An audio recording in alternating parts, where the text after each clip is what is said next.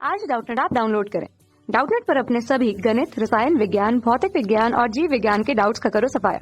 बस प्रश्न की फोटो खींचो, एक ही प्रश्न को क्रॉप करो और तुरंत वीडियो सोल्यूशन पाओ। अभी डाउनलोड करें। हमारा सवाल है यहाँ पर कि क्रांति दीप्तिकालिता किसे कहते हैं, इसके आधार पर पौधे कितनी श्रेणियों में बांटे गए हैं।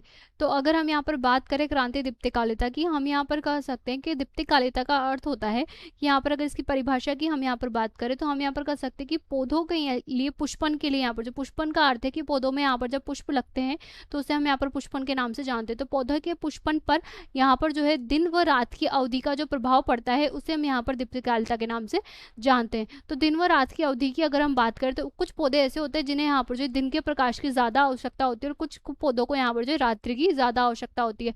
तो हम यहाँ पर कह सकते हैं कि पौधे पे यहाँ पर जो है पौधे की जो पुष्पन की क्रिया होती है उस पर यहाँ पर दिन व रात की अवधि का जो प्रभाव पड़ता है उसे हम यहाँ पर दीप्तिकालिता के नाम से जानते हैं। अब अगर दीप्तिकालिता की हम यहाँ पर बात करें तो ये यहाँ पर जो 3 प्रकार की होती है। अगर पहले की हम यहाँ पर बात करें तो यहाँ पर जो कुछ पादप होते हैं इस आधार पर यहाँ पर 3 श्रेणियां होती है, जिसमें यहाँ पर जो एक तो लघु दिवस पादप आते हैं।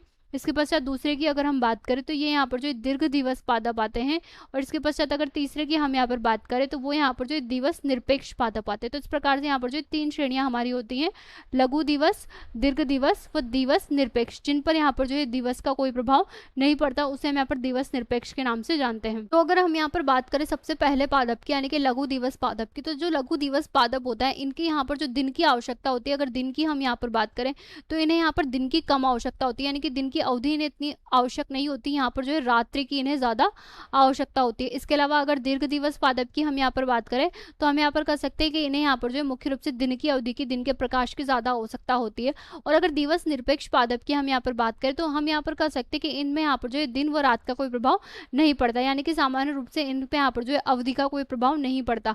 अगर उदाहरणों की हम यहाँ पर बात करें तो हम उदाहरण के अंतर्गत यहाँ पर जो है लघु दिवस पादप की अगर उदाहरण की हम यहाँ पर बात करें तो हम यहाँ पर कह सकते हैं कि जो तंबाकू का पादप होता है वो यहाँ पर इनके अंतर्गत आता है।